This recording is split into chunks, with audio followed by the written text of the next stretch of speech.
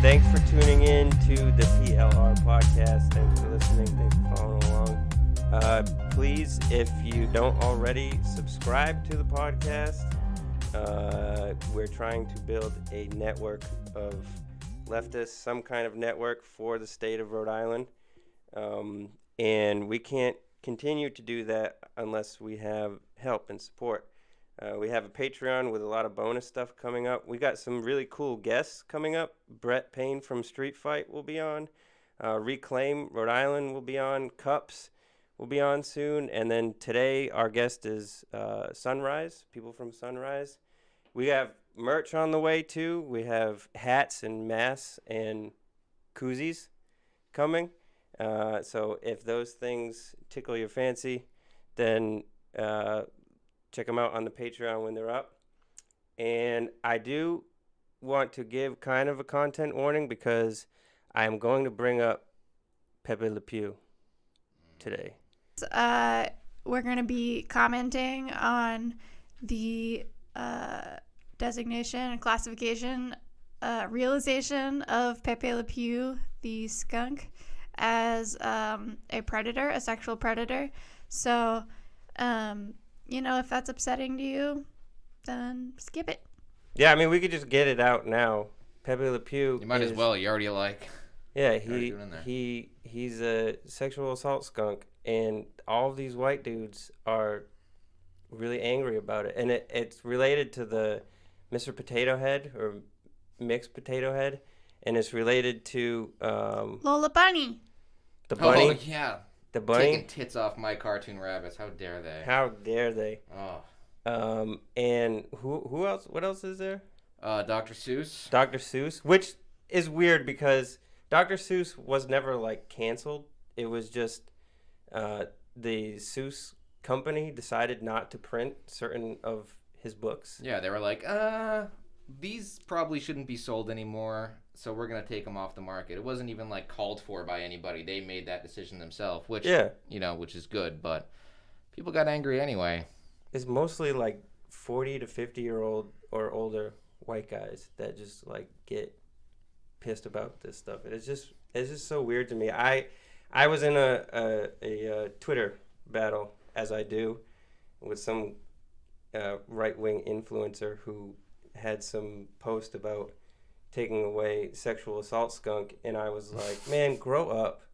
Who cares? You're 40 something and you're angry because Warner Brothers doesn't want to use the skunk anymore, or because they took Peter Pan off of the children's section in Disney Plus. It's grow up, man. Why is this stuff so important to you? I don't know, but maybe Peter Pan, he doesn't want to grow up. Yeah, it could be it. I think this is an example of, society. It's so easy to be a white man in society that we have nothing to get mad about. So these people just find the most trivial bullshit to get triggered with, and it just blows their fucking minds. I know, but we're the snowflakes. Exactly. I did send him a GIF of a snowflake, and his response was the GIF powers are strong with this one, or something dumb like that. But I did Star snowflake Wars him. reference. I did snowflake him. I'm proud of that. I learned something about the Mr. Potato Head thing that I didn't know last week, which is my own fault. I should have researched this more. Some things about culture is kind of like that zebra gum. You'll take a bite of it, you'll chew it, it'll lose flavor, and you'll reach for another piece. I feel like the same way with pop culture. You know what I mean? There's so much going on that you get fed something and immediately you're looking for something else. Anyway, Mr. Potato Head, that whole potato head situation. It's not anything to do with gender identity. It's because they're trying to expand their fucking franchise. They're taking away the Mr. Potato Head as the title for the tree of Potato Head family. So now it's just Potato Head. They're still Mr. Potato Head. They're still Mrs. Potato Head. They're still making the gendered accessories. Exactly. Yeah, this is just a capitalist move to expand their money.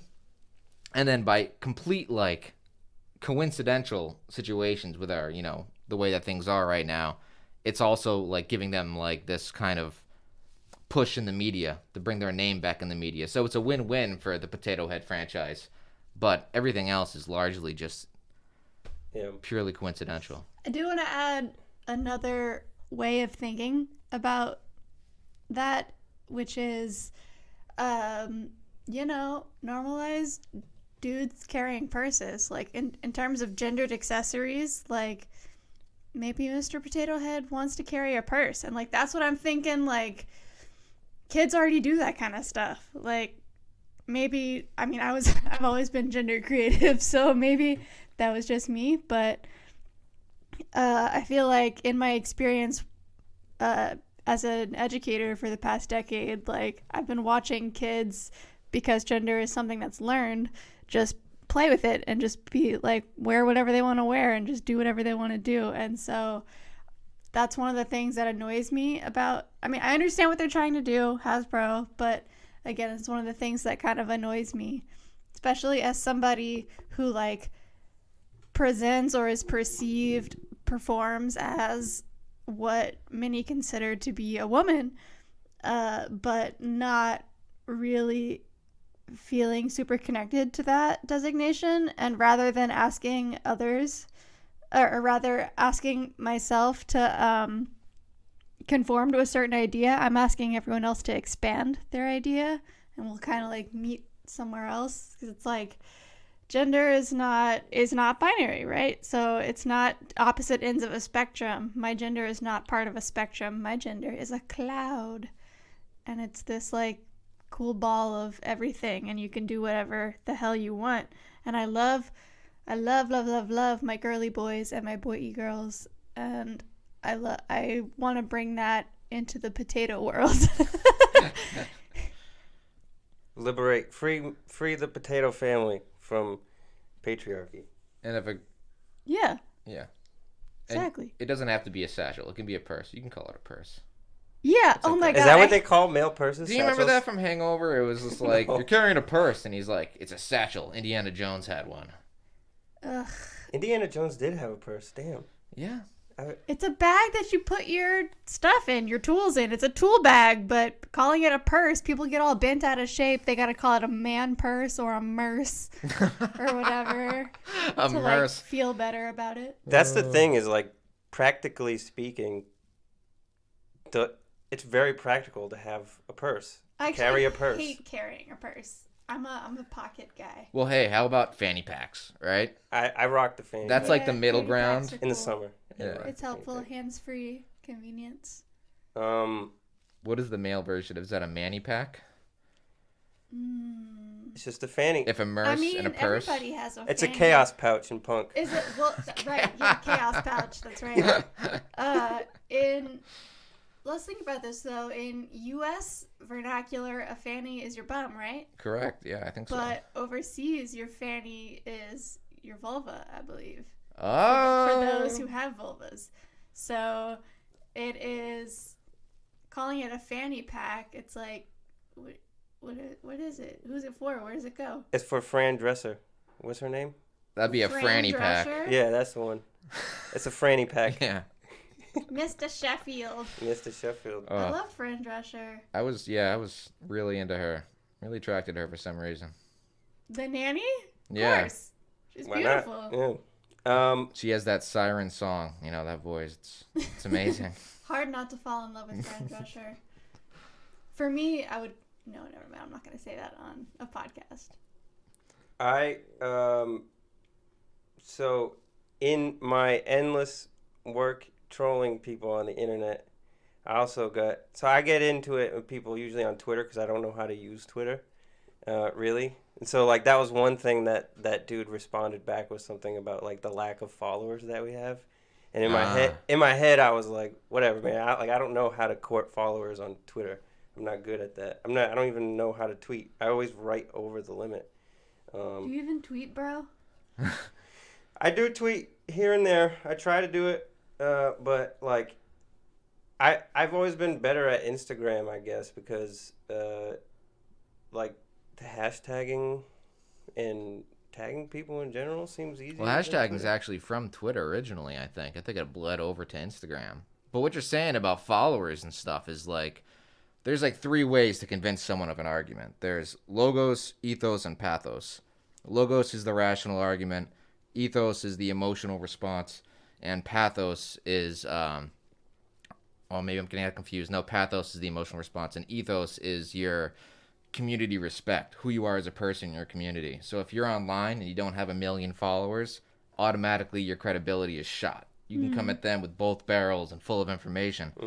And it doesn't matter if you have 3 followers because you're nobody. Right. So that's a way that like classical rhetoric has translated over to like multimedia and social like information. That's why people with like checks have so much power over such stupid subjects, you know, because these are like Beverly Hills fuckwads and they have like the blue check, so they automatically have authority per their ethos, you know, their ethical power. I mean, that feels very academic to me. That's not a personal attack, Alex. Just when people are asking for sources, it's like, I don't like that source. It's not, you know, credible. It's not a credible source. And it's like, it's a person who was literally there. How is that not a credible source? And it's like, because it's not published in the blah, blah, blah journal. And it's like, so?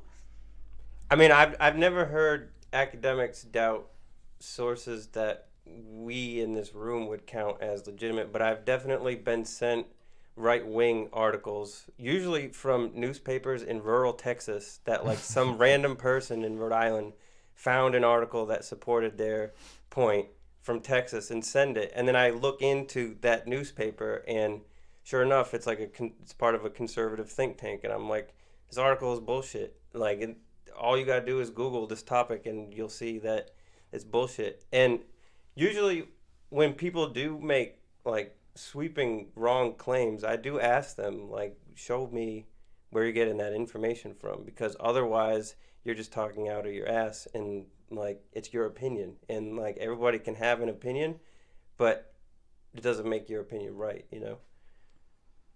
So I will continue my fight on Twitter. This is a long way of saying, listeners, please follow the podcast on Twitter. Yeah, follow along on Twitter, because you can follow me. Get in it. We try to retweet a lot of the things that are happening. You'll see a lot of like Uprise articles, and you'll see a lot of information pertaining to guests that we have on. Wrong. Oh no, I've been fact checked. No. Cite your sources, Andy. So Evan does the Instagram, and Evan is great at sharing things, and I am not. I don't do that, and that's not because I don't want to. Going forward, we're going to try to do what I'm saying right now. I'll try. On top of the trolling people, yes. What do you get out of trolling people? I'm not attacking you. I just want to know. Are you trolling Alex right now? A little bit. It's just fun. I mean, a lot of people don't like it because a lot of people are like, "Oh, it's hopeless. You're not gonna convince anyone," and I'm like fully aware of that.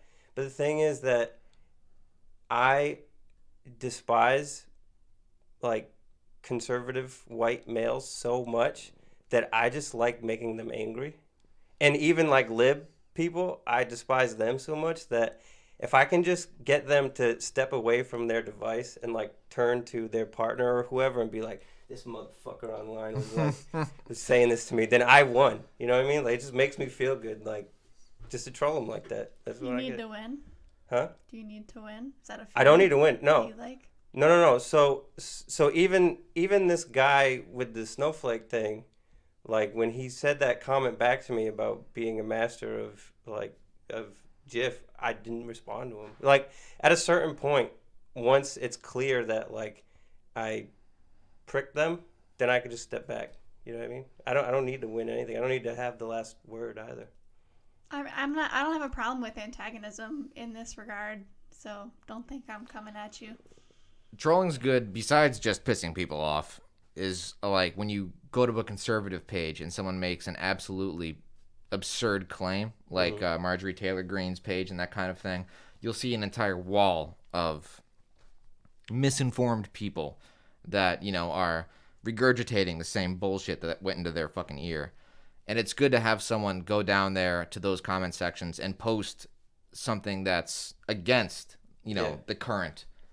Because it's important for people that are reading that aren't sure which way to go, that maybe they're first being exposed to this information, that they see there are people out there that disagree with this information, that this isn't just an entire collective, and that they're not going to fall into like this groupthink. If they see that there's an opinion that's contrary, maybe that'll give them the pause to think, oh, all right, well, if like these 5 people have good points that disagree with like this mass of other people, then maybe it's not like entirely true information. Yeah. So being like particular about where you piss people off, or where you where you die on what hill on the internet, is important. I think just being disruptive goes a long way. Oh yeah. Yeah. Like just interrupt something stupid that is happening. And everyone will call it like being divisive or whatever and be like, where's the unity? Where is the love? Love is the message. And like, okay, RuPaul, but disruption goes a long way. Being at that car rally last week really solidified that, I think. Yeah, speak about that. You went to did that last week. Who was that put on by? Dare. Oh, cool. All right. So, was that at the Wyatt? No, although the Wyatt, we should talk about that later because theoretically that's going away. But anyway, the car rally at the ACI was in response to the death of Jose Franco, who was an inmate, an incarcerated gentleman in the medium security prison at the Rhode Island Department of Corrections in Cranston. And he died under sort of like mysterious circumstances. And then nobody ever notified his mother. She found out like from somebody who heard from somebody who worked at the prison. And so they like, nobody ever told her. She had to find out under these crappy circumstances. And then like she had to pay out of her own pocket for the autopsy. Holy shit. He was cremated and she had to go pick up his ashes on her own birthday. So like her baby child, her little boy, who like, I don't know what he was in there for, but like I can only imagine it was Well, if he stupid. wasn't in there for capital punishment, there's no reason he should have died there. Well, yeah, people don't go to jail to die. That's not the point of jail. Right. Like since COVID, they've been under like 23-hour lockdown and like all these terrible, unclean conditions, and so like there's all these mixed messages though. It's like, how did he die? Well, they said he died of COVID, but then they also said that he died of like heart failure, but then there was like some I don't know, they were just throwing stuff. I think they were trying to get the mom to shut up because she was like, no, how did my son die? Who was with him? Was he alone? Was he in pain? Like, was he in bed? What was going on? And she's just not able to find anything out. And she wasn't able to, like, have community support in her grieving process. So Dare and Black and Pink and some of the other, like, advocates for incarcerated people and their families got together to sort of have a memorial with her input, or like with her interaction. So we had a car rally, which is the new thing to do in COVID times. And I won't go into detail about the logistics of it, just because some stuff needs to remain secret. But I will say that it was very well organized. And I say that just based on how many things that I've been to now and how many things have gone badly, and how this sort of just like, it seemed like it was a somber event, obviously, but like it was organized well, and there were some techniques that I thought were important. But it was all about driving through minimum, medium, and maximum security and intake, which is also where people die, and the like youth aspect, which is called a training school, which is really a weird thing to call it. That's weird. Isn't that bleak, dude? Yeah. But driving past all these buildings, and I don't know if you've been out there, it's right by the DMV in Cranston. So it's all these like kind of like, it's this like sprawling campus, a lot of like gorgeous like brick and stonework, and then barbed wire. But driving through and just like honking and having our side, there were a lot of cars. And like waving at people looking out the window, kind of the same thing people do at the Wyatt, but just kind of being like, hey, we're here, we see you, we know that you're there, you have not been forgotten. and but also driving through traffic and driving through parking lots and kind of just fucking up people's day. Like you said, causing a disruption, right? I think it works, but that might be the like weird punk anarcho person inside of me. Well, I think Sunrise would agree with you and what they're doing as well. Yeah, they're a lot nicer about it than I would be. Yeah, that's great. The story of it is inspiring. I know that as a way of transitioning, there is some funds allocated towards Rhode Island prison reform in the governor's new budget. Reform schmeform. Yeah, it's not like Man. closing anything down. It's like sending more money to prisons for... what? Like, whatever. The last person to be killed, well, to pass away in the prison was a man who was in intake, who was taken off of his antipsychotic medication, and then he was supposed to be monitored, and the people that were working there didn't do their jobs and didn't monitor him, and he ended up taking his own life. It's like throwing money at this situation, like reallocating funds or whatever for the prison isn't gonna save anybody's life. Yeah. It's not gonna help. It's also there's a deep cultural aspect to this too, because and I mean it may be in other places, but I only know in the United States as well as in Russia that culturally, once people are consigned to prison, they're basically dead to most Americans. Absolutely. So the whole idea of redemptive justice, if you bring that up to like the average American, you can't fathom that somebody who maybe committed like second-degree murder should only serve like 15 years instead of life or something like that, which there are countries, Norway, for example, where you can commit murder and go to prison, but you have a realistic possibility of being rehabilitated after, I think it's 15 years or something like that. But, well, yeah, their system's not based off punishment. It's like ours is. Right. It's not rewarded by punishment. Well, and they also probably don't get free labor out of the people that are imprisoned there. Because that's gonna, as long as there's a demand, there's gonna have to be a supply. And I think putting more money into the pockets of the people that run these prisons, thinking that they're gonna be able to train out the absolute negligence and insubordination of like the employees that work at these places is absurd. I think that if they wanted to do something, besides, dismantling the whole thing, I think a good step in the right direction is to get rid of the unions, because the unions protect these people from doing, whatever the fuck they want. The prison labor unions? The corrections officers union is the second largest, I think, in Massachusetts, next to the police officers union, and it's extremely powerful. And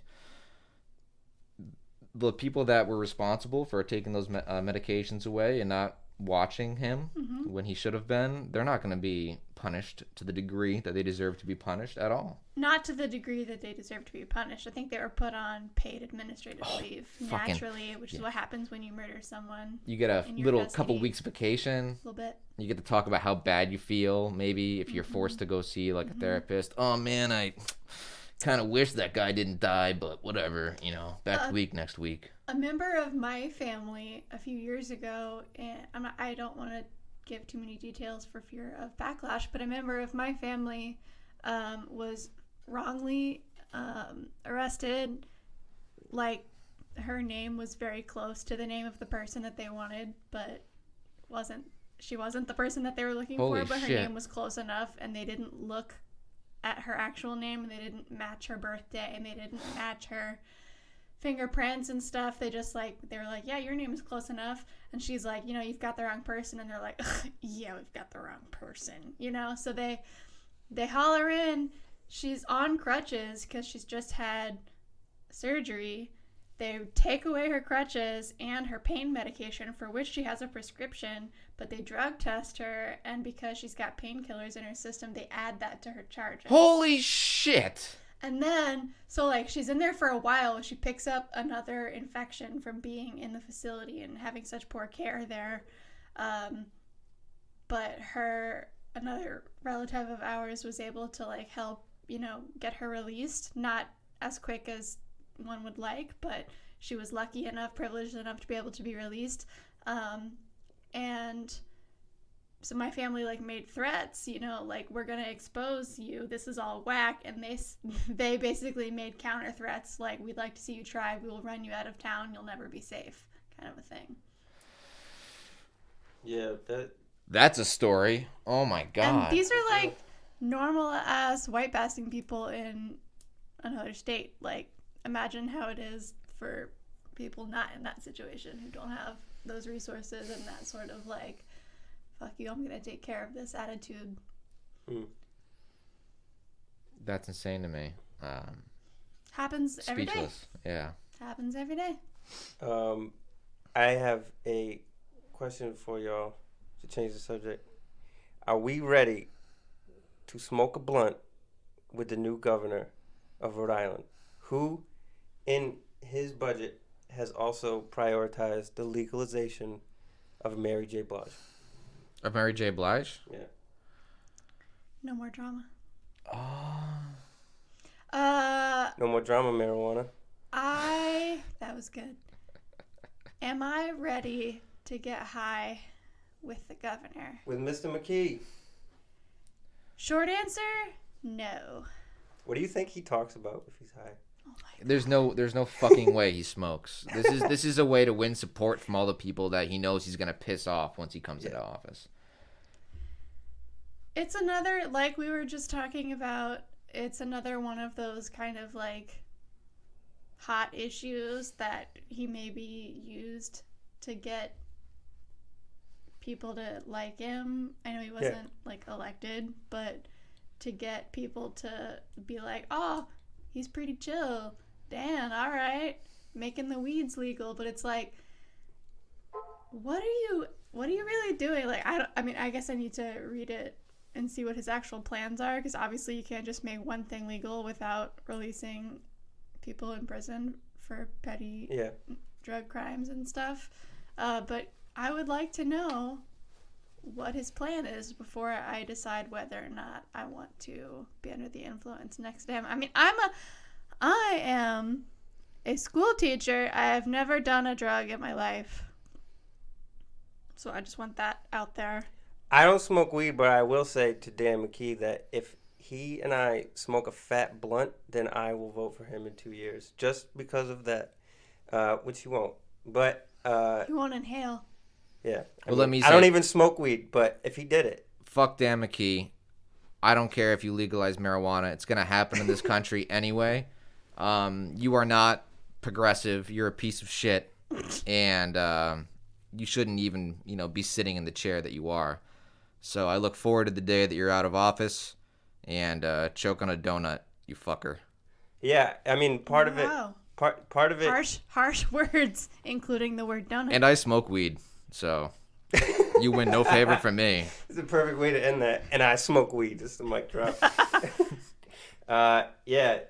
So I mean, part of it is, like you said, he does have to actually run for governor in 2 years. Right. So he's trying to court that support, the bipartisanism that these neoliberals love so much. And another part of that budget bill is he wants to they're continuing the phase out of the car tax, which, as Evan and I were talking about, is really kind of fucked up because the majority of car owners in the state that would be mostly affected by this are white people. And what is fucked up about it is at the very same time, the city of Providence has this fucking campaign of rooting out people who ride ATVs. There was just in the news, the Providence police seized 13. Was it 13 ATVs or 13 mix of ATVs and It might have been a mix of ATVs and dirt bikes. I think it was 13 seizures and 11 arrests. Yeah, and I mean, the like contradiction of the whole thing to me is just bonkers. This doesn't surprise me at all. I mean, last year we saw, the youth solidarity riding through towns in dirt bikes and ATVs, and everything that's happened with the police and chasing, these groups that are just cruising around having fun. It doesn't surprise me that as spring begins, they're planning on taking away the means for them to even get on the road. Yeah. So what this is going to do is it's going to hurt those kids that were going out last year. So this is kind of like a underhanded kind of. I see why they're doing it. I wish they weren't doing it. There are other issues that are definitely important in Rhode Island, like what's happening with Sunrise and that kind of thing, that are more important than taking away kids' ATVs and their dirt bikes. Yeah. So. For real. I mean, if thank you, Ozzy. Especially if you look at, so it's like we're criminalizing what's dangerous, right? That's their argument. They're criminalizing what's dangerous. They're trying to get rid of the ATVs because those things are dangerous and noisy and whatever. But it's like, Jamal Gonzalez did not crash his bike because he lost control of the vehicle or because he was under any kind of influence or anything. He crashed the bike because he was chased by the cops. Like, right. That was why he was in a coma for like 5 months or whatever. Like, why his life is forever changed. It's because he was being chased by the cops for riding a dirt bike, whatever. So instead of fixing the problems within the police to keep that from happening again, they're going to take this out in the public and take away their means from that, this is their answer to it. So along those same lines, if we're talking about the process of gentrification that is so obvious, another part of the budget proposal is funding for, quote, affordable housing to be allocated toward building new buildings in the state, or mostly in Providence. Affordable for whom? Exactly. There's really no indication about that, and they're clearly doing it in neighborhoods that have the space in old buildings and stuff. So it's all related to that. So yeah, fuck Dan McKee and Andy smokes weed. Also, I want to say, because I've been calling, this is one of my many Twitter trolls, but the mayor of East Providence, Mayor De Silva, who is an ex-cop, fuck him too, because as of this week, they started demolition in Metacomet. So if you listen to the episode a few weeks ago, I talked a lot about the Metacomet issue. And it wasn't supposed to happen because City Council of East Providence was working on trying to impose eminent domain, but the mayor of East Providence just went totally around them and granted the contract to the property company. So also fuck Mayor De Silva. I'm going to continue to tag you on Twitter and just say fuck you many times. But yeah. Excuse me. I saw that driving down Allen's Avenue. Yeah, I mean, speaking of that, did y'all see the smoke plume the other day? Oh, for the submarine? Yeah. I was driving back from a dentist appointment that is along the bike path. I think that's Veterans Memorial Drive. And I saw it out there. And I stopped and took pictures of it. And I didn't know what it was at the time, so the next day I looked into it, and yeah, as Andy said, it was a recovered Russian submarine that caught fire down in Allen's Ave. And as we'll hear with our guest today, that this isn't the first instance of shit going down on Allen's Ave. There was an article I read that mentioned in March 2017, a train carrying ethanol fuel went off the tracks in Allen's Ave and spilled everywhere. That same month, the gas pipeline exploded. Then the next year, a truck turned over, leaking 11,000 gallons of fuel into the Providence River. So if you had any interest in swimming in the Providence River, you probably shouldn't do that. Yeah. I'm just going to say that. I have seen kids swimming in there, and I wanted to be the one to be like, you shouldn't do that, but then I'm just that annoying old guy, right? Because they were a lot younger than me. Again with this old stuff. They were a lot younger than me, man. They were in their teens. All right. And I have facial hair. I'll accept. The fuck does that have to do with anything? It's just they would know that I am an older person telling them not to do something. And it's just more incentive for them to be like, fuck you, old man. I ain't listening to you. You know what I mean? I want to make fun of you so bad, but I'm going to let you keep going. I don't have a lot of facial hair, but I do have some. It's not like you have a full beard. There is a bill to try to regulate the environmental catastrophe down on Allen's Ave. It's called the Green Justice Zone Act, which we will hear about in the interview portion of the show. And I just wanted to emphasize a point about the relationship of this whole thing to what one scholar, Dorcetta Taylor, calls toxic communities, which is like to say that, yes, this is a problem of Providence, but it's also a deep systemic and historical problem of lower income peoples being relegated to certain parts of the city that are the most vulnerable to pollution. The most obvious that I can think of is Chicago and Gary, Indiana. So Chicago being probably one of the most gentrified cities in the United States. It's literally split between South Side and North Side Chicago, and it goes along the river. I mean the lake, the Great Lake, if you don't know, and it's split because of the river. And Gary, Indiana rests on just kind of around the corner, and that's where the old U.S. steel industry used to be based. And all of the pollution from Gary, because of the way that the wind works there, would go to Southside Chicago and pollute the whole thing. So that's the clearest example I could see. If you go to Chicago and you look at the river, you can see Gary, Indiana, and you can see the South Side, and you can see the kind of how that would work.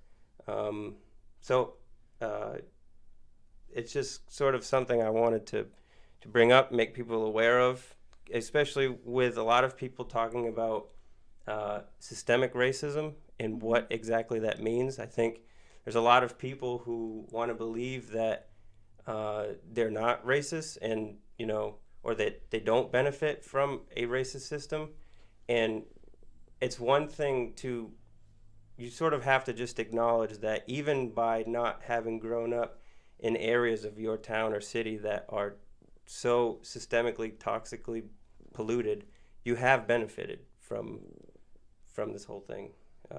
You don't have chronic asthma or bronchitis that other peoples do, particularly peoples of color. Yeah, So, I teach in the Providence public school system, and we have to have really frequent training on how to help people with asthma and how to prevent flare-ups and stuff. And guess what demographics make up most of the students? They all have asthma. Dang. Is there any other news going on this week? There's I alluded to it before, but I can talk a little bit more about it. On Uprise. God, I love Uprise. You guys love Uprise? I love Uprise. I won't smoke a blunt with Steve Alquist because I can't smoke and I don't do drugs, but I would go bowling with Steve Alquist. I would share a Coca-Cola with him. I feel like Steve would like to bowl. I feel like he might be a bowler. I could see that. He might be a bowler. I could see that. Yeah. Steve, I want to hear from you. Steve. Bowler is not a is euphemism the right word? Bowlers smoke weed for sure. Smoking a bowl. Absolutely, 100%, 1,000%. Anyway, unrelated. Uprise has an article about the legislation being introduced in Central Falls to shut down the Wyatt. Now, we've been talking, contracts have been broken previously. So I've been hearing for a minute that the Wyatt was going to get shut down. So at this point, it feels like a Black Sabbath farewell tour. It's just I'll believe it when I see it. I don't know. But theoretically, because these bills were introduced to the House and the Senate recently by Senator Acosta and Representative, I want to say it's Geraldo, but it might be Geraldo, but I doubt it. It's probably Geraldo. Anyway, these these fellas had a press conference outside the Wyatt in order to introduce the legislation, and they were there with Amor, who we know, the Alliance for Mobilizing Our Resistance, big group that's been doing rallies against the Wyatt, rallies at the Wyatt for forever, along with Never Again, which I believe is like a mostly like Jewish group. Never Again, referring to, you know, incarcerating groups by the masses because of who they are and where they come from. So anyway, so these bills would break contracts with the Wyatt and sort of get rid of private prisons, which is pretty huge. That would be a pretty huge deal. That'd be fantastic. If that stuff happened. You know, they say like for-profit prisons make no sense, and I think there's a quote in the article that's something like, "This experiment has failed," which I think is an understatement. Oh my God, even call it an experiment like that is so insensitive. It's like, oh, we're just gonna try this out and ruin a couple 100,000, maybe millions of lives. I mean, if incarceration of people as punishment is an experiment, it's one that has been going on for a really long time. So I don't know if you can really call it an experiment, but I know what he's talking about. I know what he's saying. But anyway, so the Wyatt, if you don't know, is where is the detention center for people being held by ICE. My dog is very much against this, which is great. That's how I know he's my son. So they're called correctional facilities, but like, what are you correcting? These people's only crime is like wanting to live a better life here, away from wherever they were. So the bills are like, there will be a safety inspection twice a year at the Wyatt, which I don't get if we're closing the Wyatt down, but at any rate, I guess it won't close down immediately, but they'll finish out their contract, but the Wyatt will be inspected for safety to try to keep the people inside and the workers safe. Oh, as long as they care twice a year. I mean, I guess that's okay. It's better than nothing. Yeah. I guess. I don't know. Yeah, I hope it passes and is successful, because I think that whole culture of prisoners being expendable has to sort of be overturned too, which is a more systemic problem that isn't just defeated with closing certain prisons here and there. But yeah. But breaking contracts with ICE is a really big deal. That's awesome. Yeah, that's good. We need ICE out of here for sure. We got anything else for this week? If not, just follow us on all the social medias. Check out our Patreon. The last thing that I want to have happen is to force Andy to read advertisements to raise revenue for the podcast. And trust me, you don't want to hear Andy read advertisements. I won't be too enthusiastic about it. So, yeah, every little bit helps. And you can find all the links on our social media. And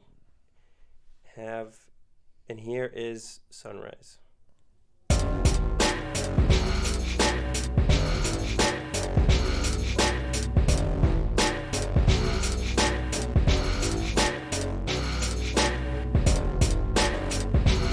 Thank you guys so much for agreeing to come on the podcast.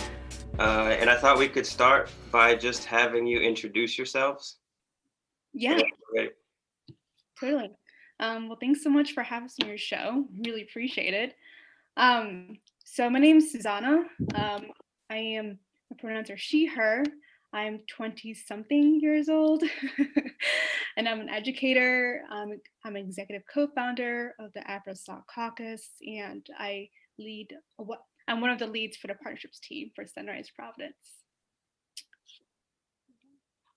I'm Arden. I use she, her pronouns. I'm a Brown student. I'm 20 and part of the Sunrise trainings team. Cool.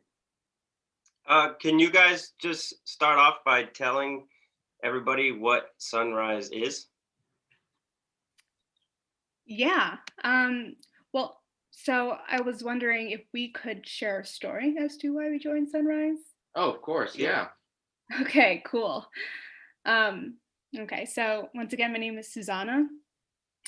And yeah, so growing up, for most of my life, actually, I suffered from bronchitis. And yeah, that meant that I missed school a lot because I was too sick to attend, never, and had a hard time concentrating in school. And my parents were always working, so it was hard for me to be able to see the doctor as often as I needed to. Um, and the source of me having bronchitis was due to polluted air. And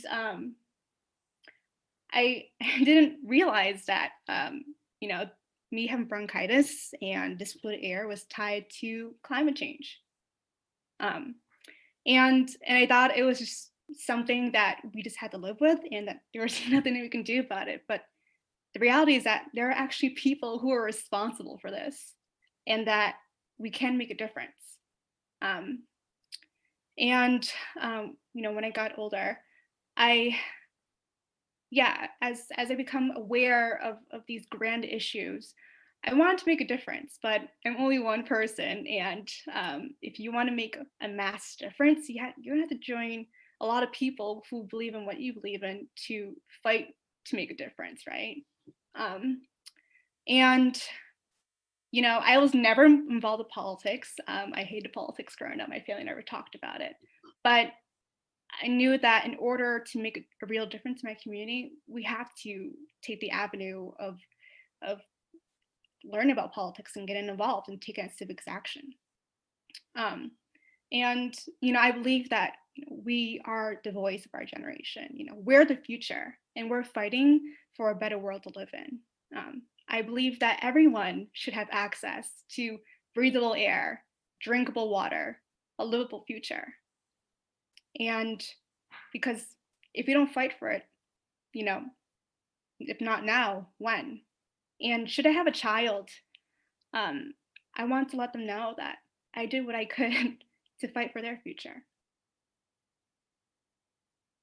And Sunrise is doing a lot right now too.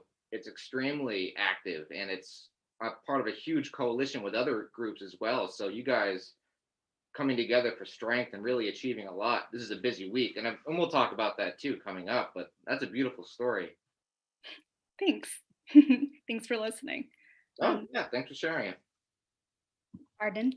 Yeah, I think that really gets at kind of the crux of what Sunrise is, and it's this multi-racial, multi-generational, multi-interested group of young people who are coming together to work on these issues, who are sharing stories to make really impactful change, which is so exciting. And yeah, that's what brings me to Sunrise.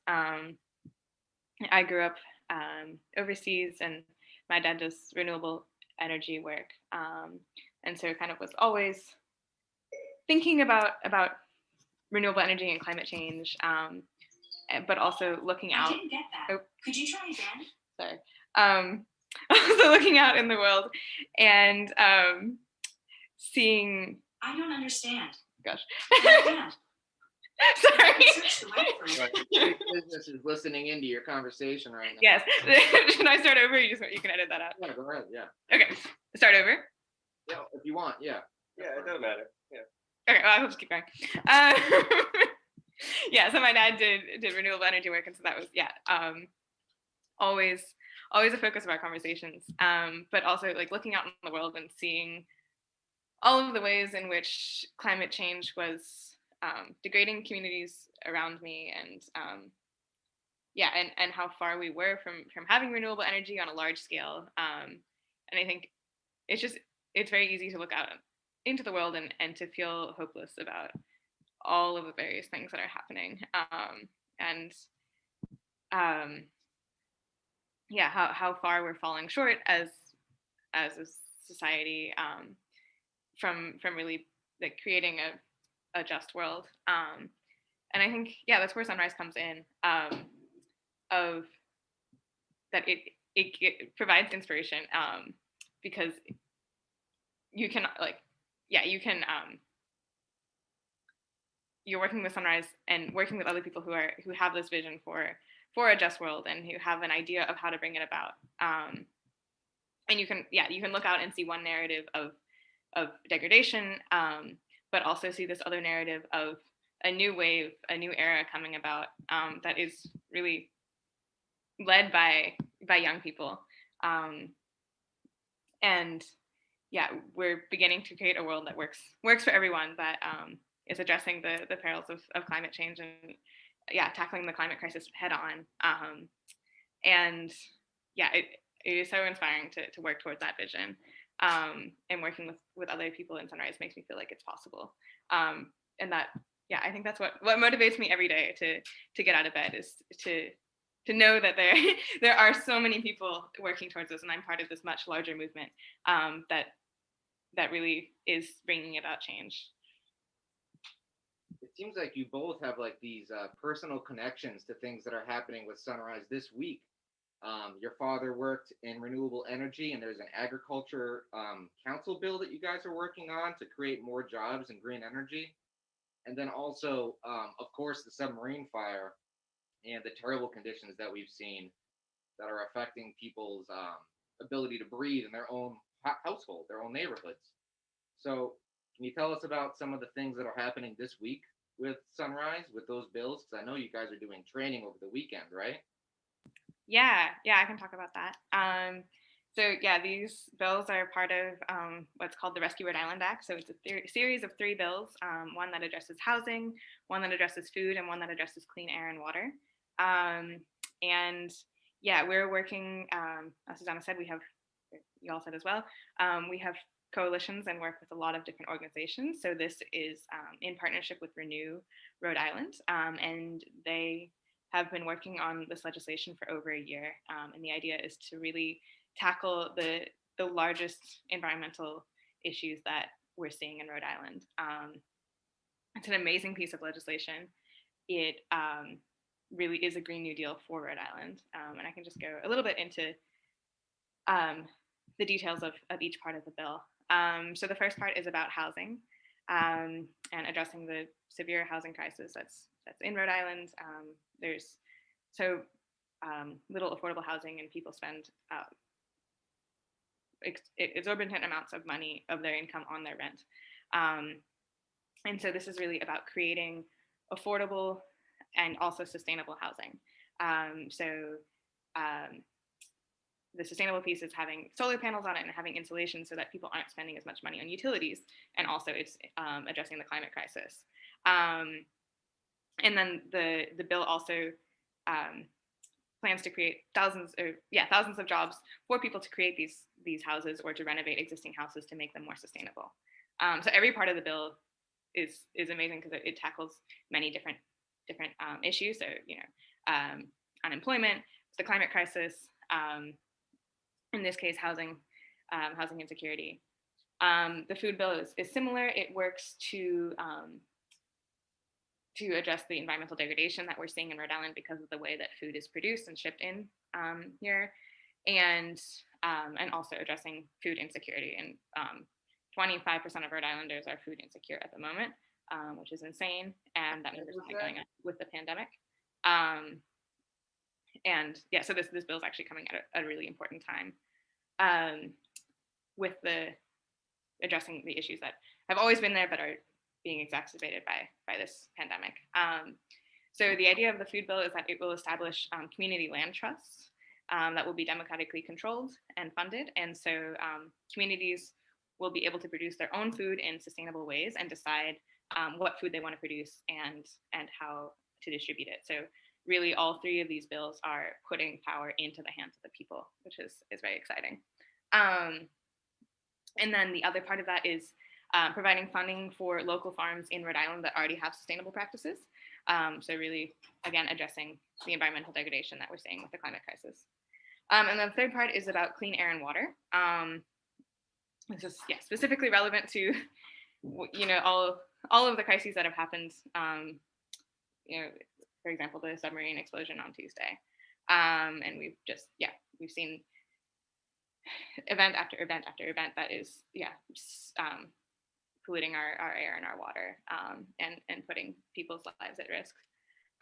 So the idea of the Clean Air and Water Bill is to create green justice zones. So in these zones, they'll dismantle polluting intensive facilities and keep other facilities from being able to build there. So that keeps the environmental degradation from continuing, and stops it in its tracks. It would remove hazardous waste sites and things like the submarine to keep them from exploding.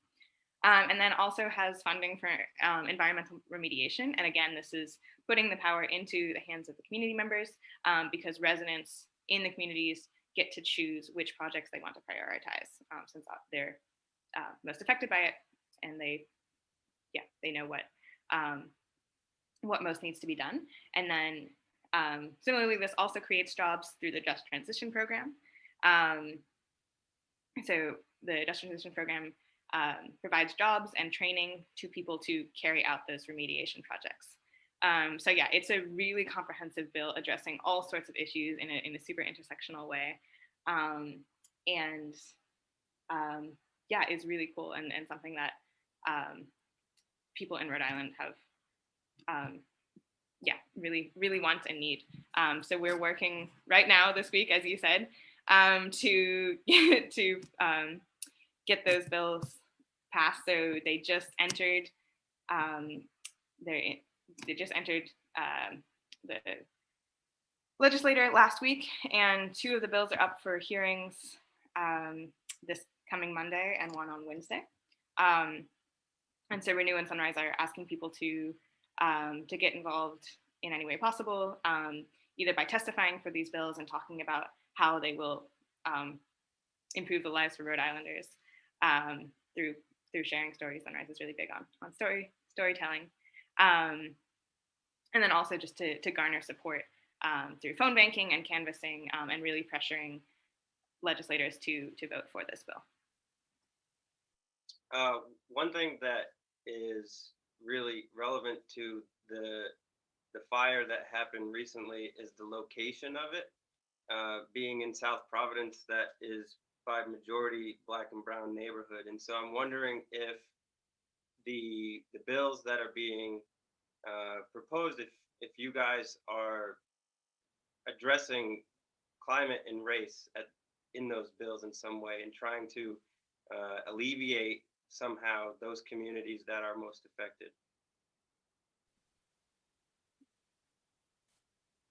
Go for it, Susan. All right.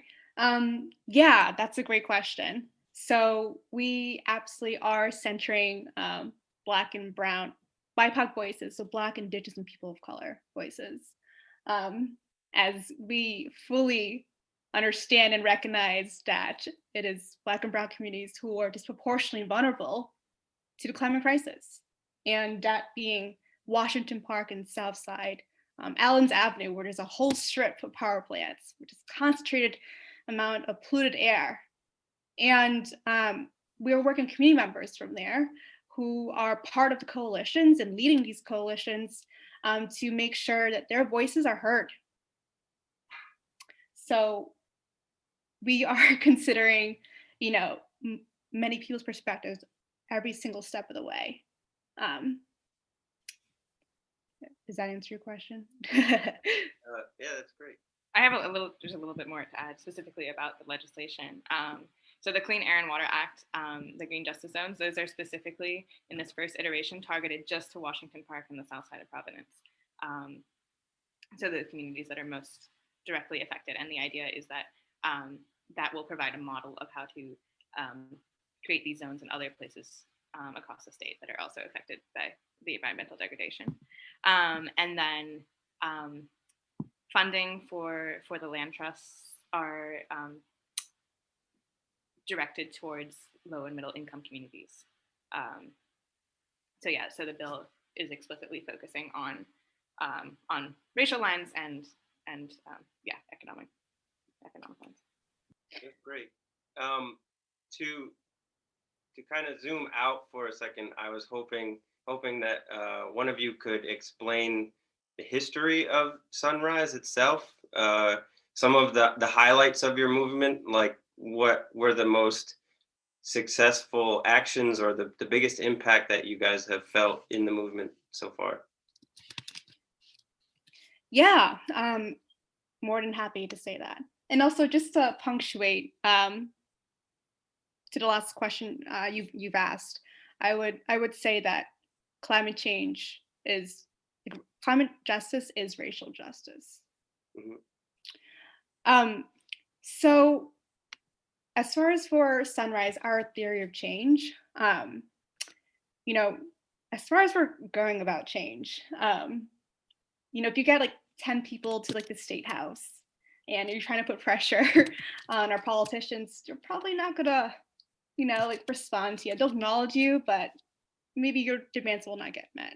But if you have hundreds and thousands of people who are yelling and demanding for justice and for these demands to get met, well, that's us putting political pressure on them. And we were able to change the political narrative in the US that way. And so Sunrise, we very much believe in building people power. So what does that mean? Building people power means that we're talking to our communities, we're engaging with other, with people who believe that, yes, we all should have access to breathable air. And yes, we should have access to drinkable water, affordable healthcare, and so on. And so when we communicate with our neighbors, our families, people we don't know, the youth, as this issue impacts every single one of our lives, whether you're on the left or right. And so when we build up people power, we get political power. And that's how Sunrise has been going about, demanding for justice and demanding for the Green New Deal to be not only acknowledged, but also to be enacted. And as far as for what we've been doing, so one of the huge actions that Sunrise has done is that a few years ago, there was a demonstration over in Nancy Pelosi's office where there were like hundreds of like young, like middle schoolers, high schoolers, and 20-something-year-olds telling her that, hey, you need to do something about this climate crisis. And here's a Green New Deal. We want you to back it up. And we're not going anywhere until you acknowledge us. And, AOC was there. We shared stories, we sang songs, and we got a lot of momentum. And from that demonstration, we were able to get nationally recognized. And Sunrise has grown exponentially after that demonstration. We have and Arden will speak to this later, but we have thousands of people who are within Sunrise.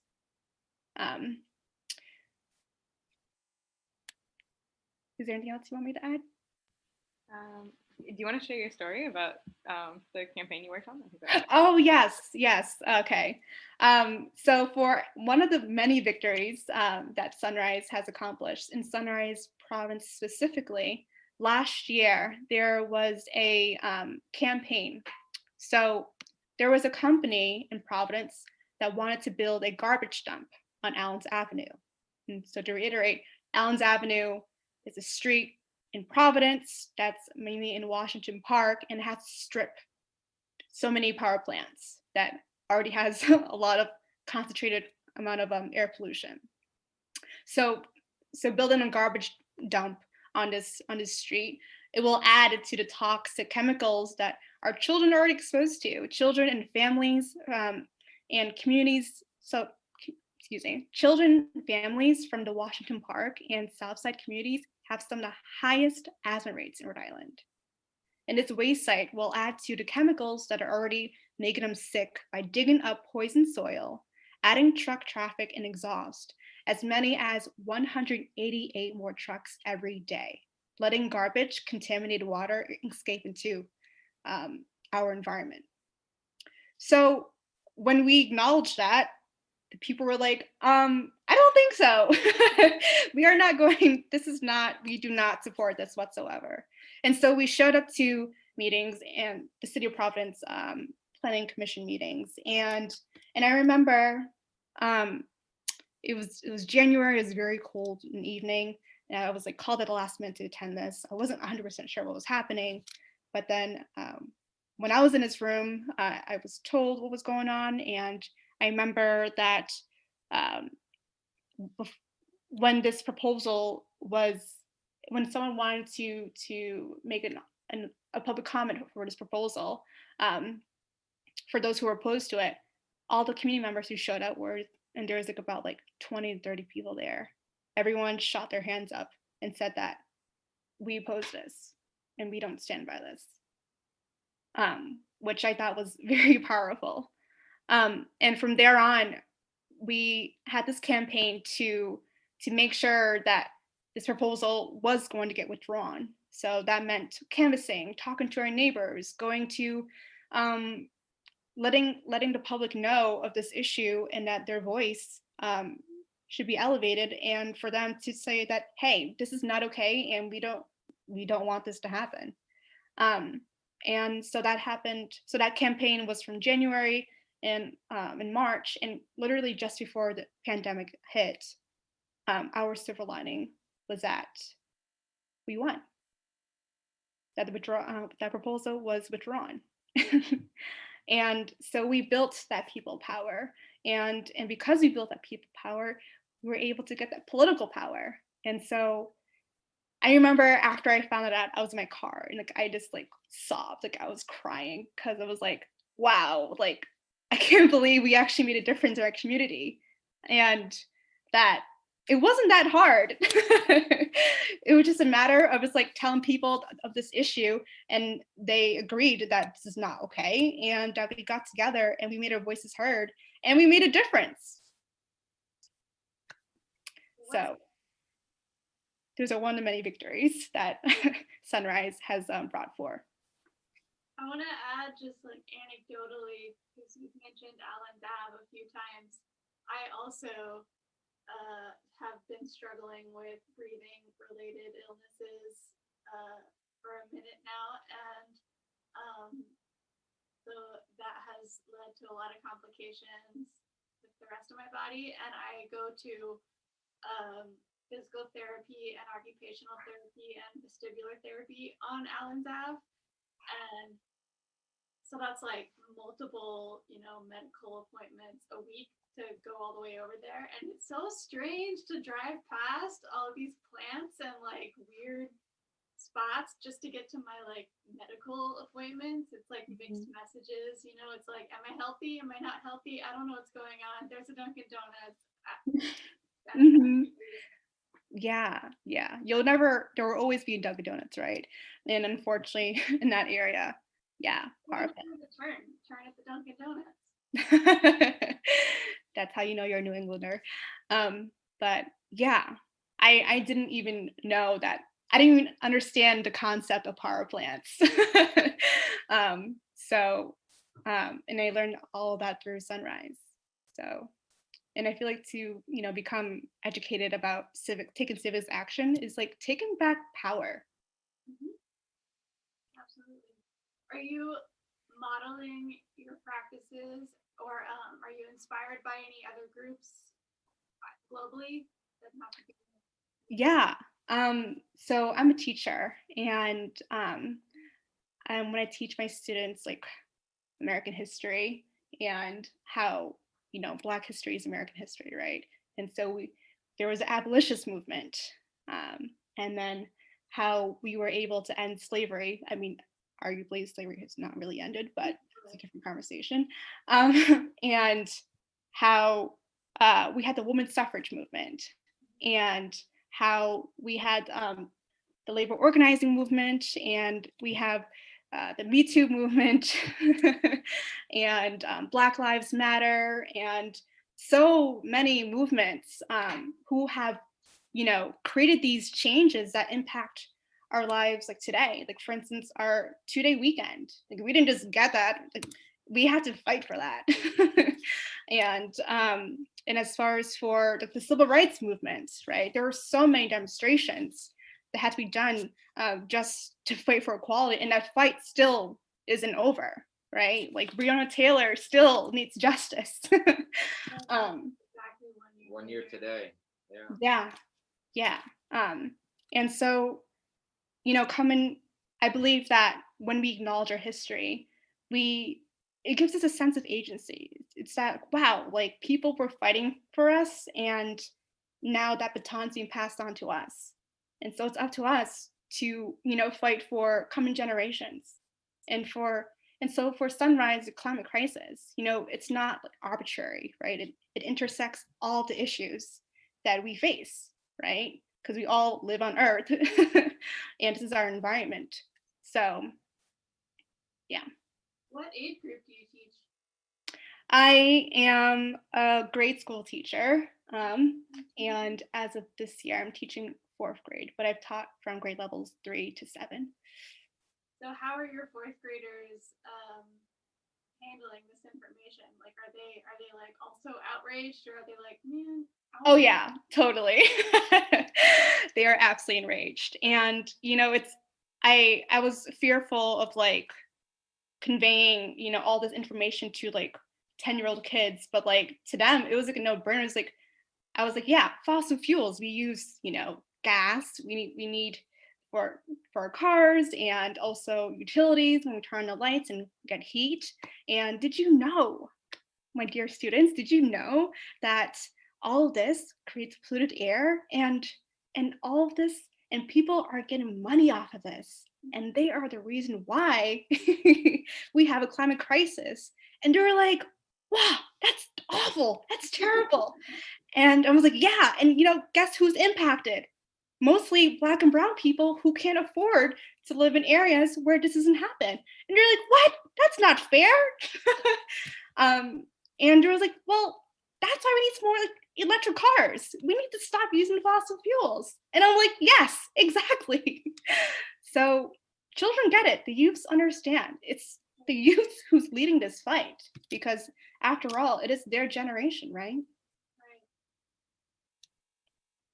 I think that brings up another really important point about Sunrise's theory of change, and that's like keeping our elected officials accountable and making sure that they are in power because they actually represent us and they actually care about their constituents, not because they have the most money. And that Sunrise is amazing at calling out legislators who are not representing our interests, and then organizing to vote them out of office if they are not. And yeah, I think that's shifted the national conversation, certainly, to make sure that the climate crisis is being talked about and being addressed, because it is an issue that so many people are concerned about. And yeah, I think in Rhode Island, in November, Sunrise helped elect 13 Green New Deal candidates. So voting out people who were not in support of the Green New Deal or not working for environmental justice, and finding people and canvassing day in and day out to bring these people into office, which is super cool. And I think, yeah, the fact that a piece of legislation like the Rescue Rhode Island Act is only possible because we have those people in power. And yeah, like Susanna said, shifting the people power into political power by making sure the people we want are in office. I actually heard you guys went to Representative Blazejewski's place and with a horn and said Sunrise has a phrase that they use in their organization saying "step up" or "step aside." So what's going on with Representative Blazejewski right now? I can talk about that. Yeah, he has said that he's an environmental candidate, and yeah, that he supports environmental issues. But he hasn't said that he's going to support the Rescue Rhode Island Act. And so basically, we're like, well, you need to, put your actions where your mouth is. Yeah, if you actually support environmental issues and you actually are representing your constituents, then step up and commit to signing the act, to supporting the act, or not, step aside, and we'll find someone else to to run in your district. Yeah, I think that that's hugely important because a lot of the history of environmentalism more globally involves people, primarily male politicians, who use environmental issues to kind of boost their position politically. And then when it comes to the moment of actually acting, they fail to do it. I mean, and it's not just an issue in the United States, it's kind of everywhere that pattern of using environmentalism as opportunism repeats itself. So what you guys are doing is very important in holding these people accountable. Yeah, I mean, I think the fact that Biden's climate plan like shifted so much from what it was originally, and the fact that he's created a cabinet position to address the climate crisis and has so many senior officials addressing the climate crisis, and like is actually talking with Varshini Prakash, who's the executive director of Sunrise, about his climate plan is means that they know that we're a serious threat and we have a lot of people power, and they better take us seriously and better actually address those issues and not just pay lip service to it. I think that's pretty cool. Absolutely. Or we're going to vote you out. Yeah, I think we proved that as a voting body. Yeah. And one thing I want to make clear here is that I know that politics is not, everyone's favorite thing to talk about. And politics was not the reason why I wanted to join Sunrise. The reason why I joined Sunrise was because I wanted to make sure that children will not will not have to breathe in, this toxic air, drink poisoned water, and that they deserve a future. That was my North Star, and that thousands of other people believed in that too, and that coming together we can make that change. And yes, part of that journey is to take action in politics, but you don't have to have an expertise understanding of politics, and I'm definitely not politically savvy, so Have you made any changes at your school? So I'm actually a homeschool teacher. Oh my god. So maybe we talk another future podcast about that, but yeah. So that's a whole different kind of situation. But I'm happy to influence my students. So you're a huge organization that's across the United States, but it's a youth-led organization too, which you've talked about. But is there like an age range of people that can join Sunrise? Like, I'm old as hell. I'm turning 35 this year. Could I join Sunrise and support you guys, or is it like more of a path with donations and giving support in different kinds of situations for legislation, like you're doing this week? Mm-hmm. Yeah. So we like to center the youths as far as for within the movement. However, there's a place for everybody. And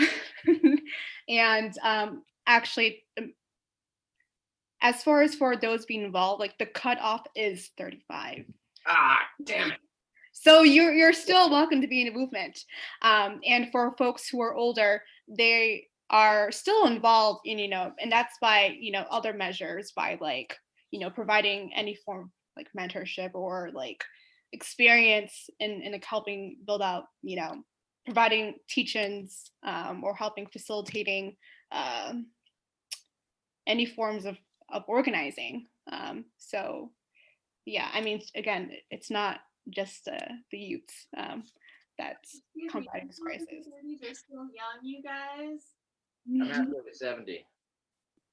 I'm getting there. But yeah. Oh, chill out. You're freaking me out. You frame it like that, I guess. Yeah.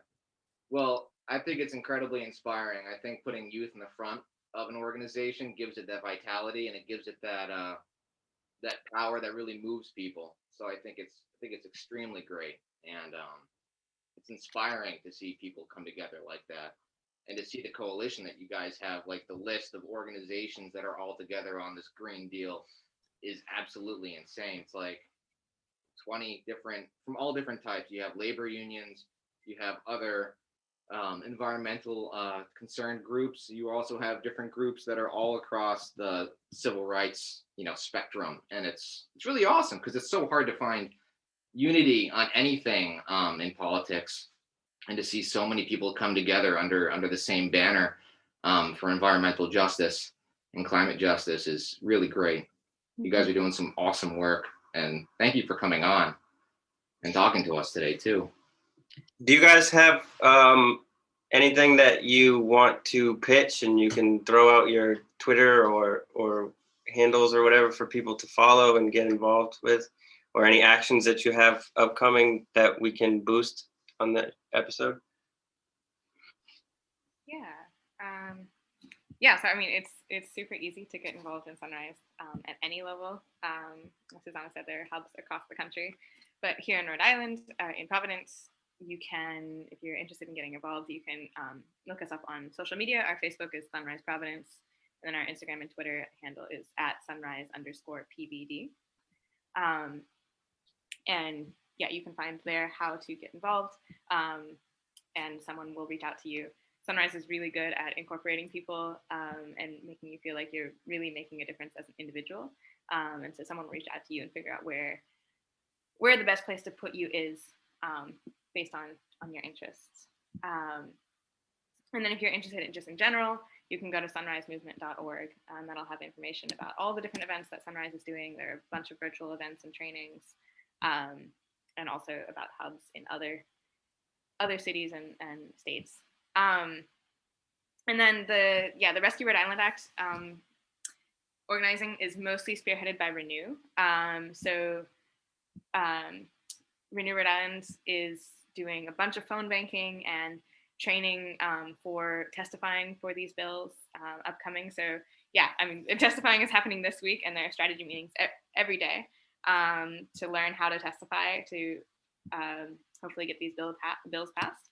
So if you're interested in doing that, you can go to renewri.org and sign up on that front page to get involved, and someone will be in touch with you soon. But yeah, we're trying to get as many people as possible to come out to those testimonies to make sure that legislation is actually happening. Awesome. And final words, if you're a young person who's listening to this podcast, thanks for hanging out. And I want to say that we are the voice of our generation. We're the future, and we're fighting for a better world to live in. And this movement has a place for you too. And together we'll make history. Her story, their history, our story. Because if not now, when? Yeah. Great. Thank you guys. I wanted to ask also, because we usually have musical guests at the end of the episode, and we ask our guests if they want to recommend any local musicians or anything. So if any of you guys have anyone in mind, we can reach out to them. It's okay if you don't. I wish I did. I mean, we can certainly ask people. I love that. That's a really cool idea. Yeah, but that's awesome. All right, sweet. All right. Well, thank you guys so much. Thank you so much. The episode will air tomorrow, probably like midday. Okay. Great. Awesome. Will you send us a link? Yeah, I'll do that. All right. Amazing. Thanks, guys. Thanks so much. Everyone. So good meeting you all. You Yeah, too. you too. Good luck this week. Thank you. Take care. Today's musical guest is Ryan Jackson. You can find his music link in the show episode bio. See ya.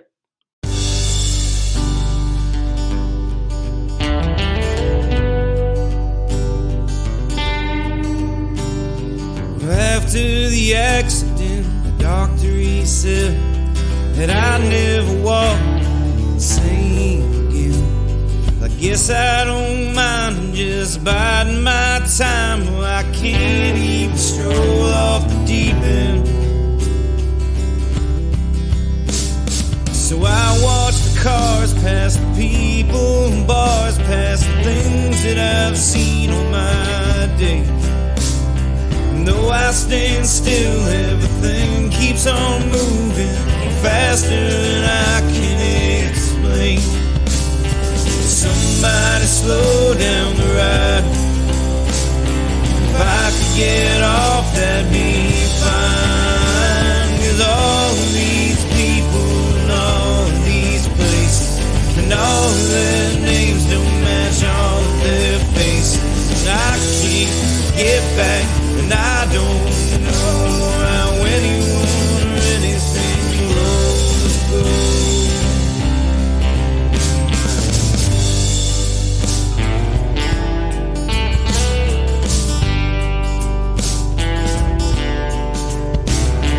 Man, I can't stand the way I play pretend, 'cause it's harder than I'd like to admit. If I just catch my feet, well, I'd let you all see I might not break.